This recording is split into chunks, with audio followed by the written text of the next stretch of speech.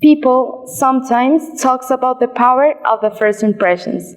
And believe me, there's some truth about it.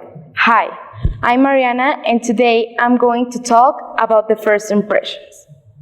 So, what is a first impression? A first impression is a moment when one person meets another and forms a concept of that person. The perception of these impressions varies according to the observer and the target, that in this case is the person that is observed.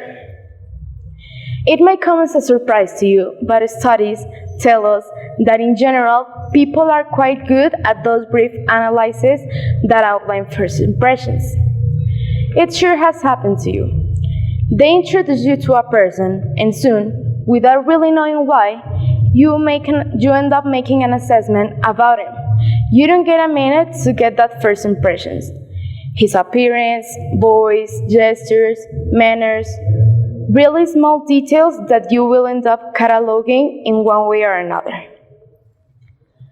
Be that as may, we usually have very little time not only to analyze others, but to make a good impressions ourselves.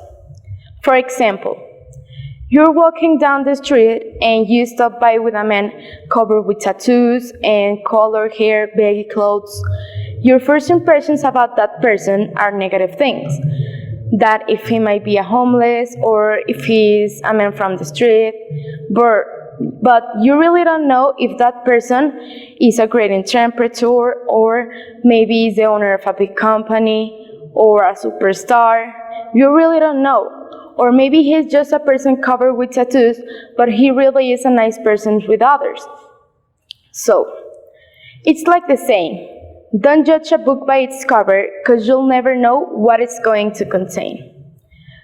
And you'll be surprised of what is behind that person that you judge at first sight.